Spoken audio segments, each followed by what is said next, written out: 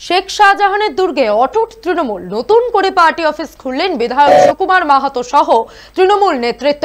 সন্দেশখালীতে ইডির উপর আক্রমণের ঘটনায় তৃণমূলের দাপুটে নেতা শেখ শাহজাহান, শেখ আলমগীর, শিবপ্রসাদ হাজরা সহ 22 জনকে গ্রেফতার করা হয়েছে।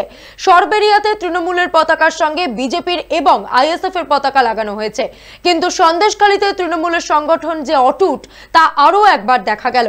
সরবেরিয়া মাছের বাজারের পাশে আকুঞ্জি বিল্ডিং এ তৃণমূলের নতুন পার্টি অফিস উদ্বোধন করলেন সন্দেশখালীর বিধায়ক সুকুমার মাহাতো সহ তৃণমূল নেতৃত্ব। বসিরহাট তৃণমূলের প্রার্থী শেখ হাজি নুরুল ইসলামের লোকসভা নির্বাচনের আগে এই পার্টি অফিস উদ্বোধন অত্যন্ত তাৎপর্যপূর্ণ বলে মনে করছে রাজনৈতিক মহল। জানা গিয়েছে, যেখানে 48 ঘন্টা আগে বিজেপি এবং আইএসএফ এর পতাকা উড়েছে, সেখানেই তৃণমূলের পার্টি অফিস খোলা হয়েছে। লোকসভা নির্বাচনে তৃণমূল কংগ্রেসের বিরোধী যে 1 ইঞ্চি জায়গা ছাড়তে চাইছে না, তা পার্টি অফিসের উদ্বোধনের মধ্য দিয়ে জানিয়ে দিলেন বিধায়ক সুকুমার মাহাতো।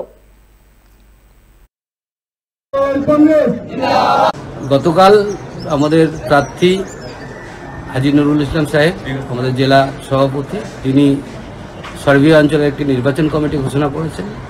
তাতে 42 জনের নাম আছে। সেই 42 জন নেতৃত্বদের নিয়ে আজকে সরবেরিয়া আগাড়ি অঞ্চলে একটি পার্টি অফিস উদ্বোধন হলো, যেখানে প্রায় 1-1.5 হাজার মানুষ ছিল। তারা তাদের রাজনৈতিক কর্মসূচি আজকে গ্রহণ করেছে। দেওয়াল লেখা থেকে পতাকা টানানো থেকে আরম্ভ করে সমস্ত কর্মসূচি তারা গ্রহণ করেছে, এবং আগামী দিনে সরবেরিয়া আগাড়ি অঞ্চলে একটি মিছিল হবে, তারও প্রস্তুতি নেওয়া হচ্ছে।